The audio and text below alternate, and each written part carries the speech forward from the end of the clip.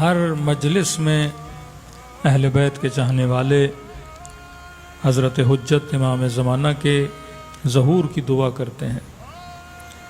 دعا کرنے کا سبب تاکہ کائنات میں اللہ کے حقیقی دین اور حقیقی اسلام کو نافذ کیا جائے، کہ جتنے چہرے اسلام کے بنا دیے گئے، جتنے عقیدے مسلمانوں نے آپس میں بنا دیے، کہ ایک ہی جگہ پہ 5 مولانا 4 مولانا بیٹھتے ہیں، کوئی حافظ ہے، کوئی حافظ حدیث ہے، کوئی حافظ قرآن ہے، لیکن کسی ایک نتیجے پہ نہیں پہنچتے، ایک دوسرے کو بدعتی اور مشرک کہہ رہا ہوتا ہے، کوئی کسی کو مومن ماننے کے لیے تیار نہیں، یہاں تک کہ مسلم پر کفر کے فتوے لگاتا ہے۔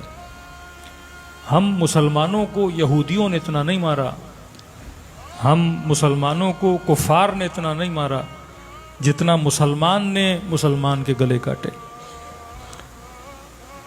پارا چنار کو مارنے والے کوئی یہودی نہیں تھے، وینوں سے اٹھا کر بسوں سے اتار کر زندہ زندہ جلا دینا، جوانوں کو زندہ زندہ پانی میں ڈبو دینا، ماں کی گود میں 9 مہینے کے بچے کو گولیوں سے چھلنی کر دینا، یہ کوئی کافر نہیں کر رہا، یہ کوئی یہودی نہیں کر رہا، یہ کام وہ کرتا ہے جو صبح سے شام تک اللہ اکبر کا نعرہ لگاتا ہے، یہ کام وہ کرتا ہے جو سب سے پہلے مسجد میں پہنچا ہوتا ہے، یہ کام وہ کرتا ہے جو کہتا ہے میرے چہرے پہ رسول کی سنت سجی ہوئی ہے، یہ کام وہ کرتا ہے جو لا الہ الا اللہ کا نعرہ لگاتا ہے۔ تو اسلام کو کافروں نے اتنا نقصان نہیں دیا جتنا مسلمانوں نے نقصان دیا۔ سیدہ کے گھر کو کسی کافر نے نہیں جلایا تھا، مسلمانوں نے جلایا تھا۔ مولا حسین کا گلا کسی کافر نے نہیں کاٹا تھا۔ ایک دن پہلے غسل شہادت کرنے کے بعد کہ ہم حسین کو قتل کر دیں گے اور لیاذ باللہ جنت میں چلے جائیں گے، یہ فکر کی کڑیاں جب آپ جوڑیں گے تو آپ تاریخ تک جا کر پہنچیں گے۔ وہ کون تھے جنہوں نے حسن کے جنازوں پہ تیر چلائے؟ وہ کون تھے جنہوں نے سیدانیوں کی چادروں کو چھینا؟ وہ کون تھے جنہوں نے خیموں کو آگ لگائی؟ وہ کون تھے جنہوں نے علی ابن ابی طالب کے ہاتھوں میں رسیاں باندھیں؟ وہ کون تھے جنہوں نے نبی کی بیٹی کو غلاف شمشیر سے مارا؟ کہ میرے معصوم فرماتے ہیں ایک نے نہیں مارا، بار بار مارا، کبھی قنفذ نے مارا، کبھی دوسرے نے مارا، کبھی گلی میں روک کے مارا، جب علی کو لے جا رہے تھے اور سیدہ روک رہی تھی تب مارا۔ تو یہ امت کو سوچنا چاہیے کہ اسلام کو کافروں سے خطرہ نہیں، اسلام کو مسلمانوں سے خطرہ ہے۔ کون سا مسلم جو بدعت کا فتویٰ دے، کون سا مسلم جو کافر کا فتویٰ دے، یہ کون سا عقیدہ ہے جو مسلمان کو مسلمان سے لڑاتا ہے؟ یہ کون سا عقیدہ ہے جو رسالت کی بھی توہین کرتا ہے، اصحاب کی بھی توہین کرتا ہے، اولاد رسول کی بھی توہین کرتا ہے، ازواج رسول کی بھی توہین کرتا ہے؟ کبھی کسی شیعہ نے اصحاب کی قبروں کو نہیں ڈھایا، کبھی کسی شیعہ نے رسول کی توہین نہیں کی۔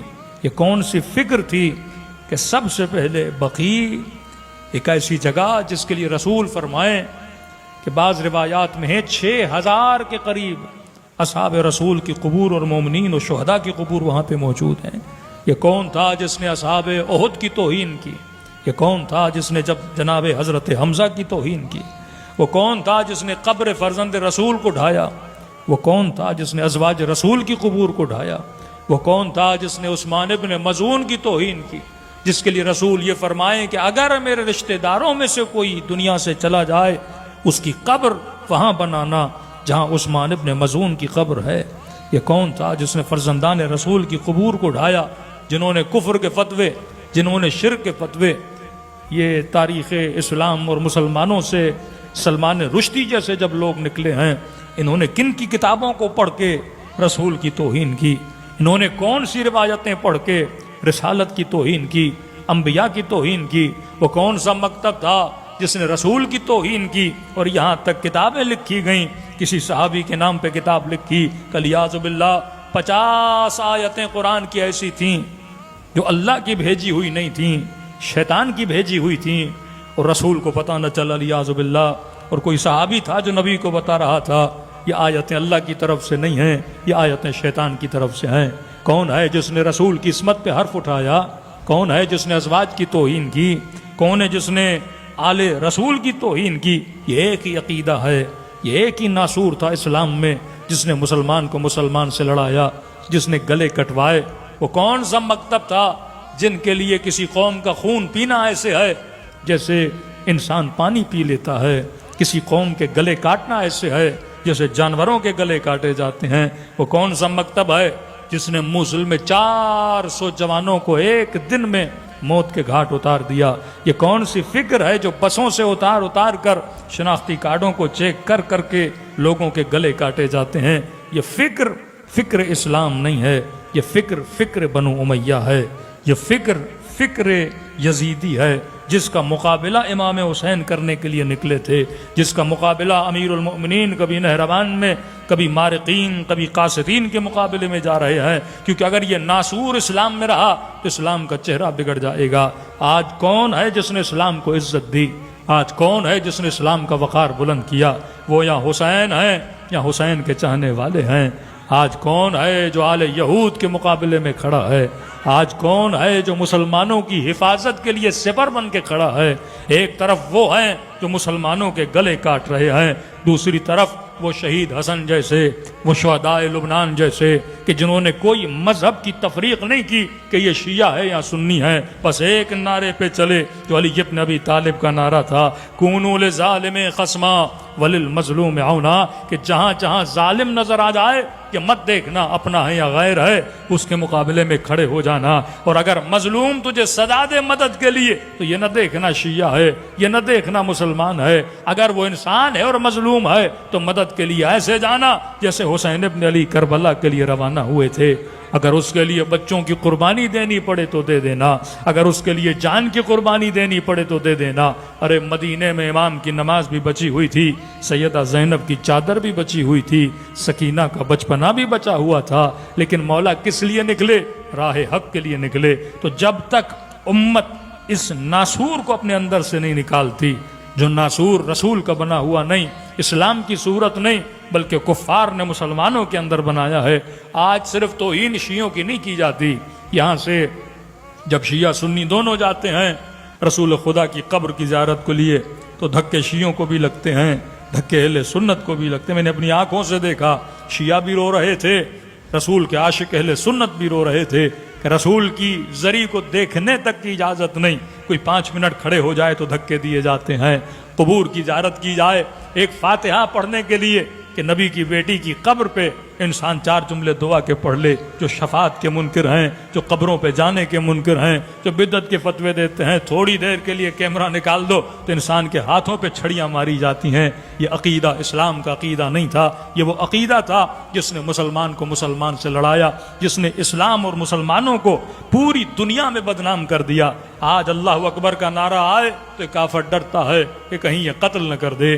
آج مسلمانوں سے نفرت کی جا رہی ہے، کون سا اسلام ہے جو باعث نفرت بن رہا ہے اور کون سا اسلام ہے جو باعث محبت بن رہا ہے؟ ایک وہ اسلام جو بنو امیہ کا اسلام ہے جس نے امت میں تفریق کو پیدا کیا، نفرتوں کے درختوں کو پیدا کیا، ایک وہ اسلام ہے جو حسین ابن علی کا اسلام ہے۔ آج سب سے بڑی تنظیم اگر کسی نے اتحاد کی بنائی وہ شیعوں نے بنائی ہے۔ کون ہے جو اپنے سفروں پہ سب کو بلاتا ہے؟ کون ہے جو اپنی مجلسوں میں سب کو دعوت دیتا ہے؟ کون ہے جو بلا تفریق کہتا ہے آ جاؤ؟ ہم نے کبھی بینر نہیں لگایا کہ یہاں صرف شیعہ آ سکتے ہیں، ہم نے کہا شیعہ بھی آ سکتا ہے، اہل سنت بھی آ سکتا ہے، اگر کسی ہندو کے دل میں بھی عشق حسین ابن علی ہے وہ اس مجلس میں آ سکتا ہے، کیونکہ یہاں پہ پیغام محبت دیا جاتا ہے۔ یہ وہ دین ہے جو امام حسین نے بتلایا کہ لشکر میں چل رہے ہیں، یہ نہیں کہا کہ صرف اپنے آئیں گے۔ اگر وہ مسیحی تھا لیکن حق طلب تھا، حق شناس تھا تو آیا حسین کے لشکر میں۔ آج دنیا اسے سلام کر رہی ہے، آج دنیا دیکھ رہی ہے۔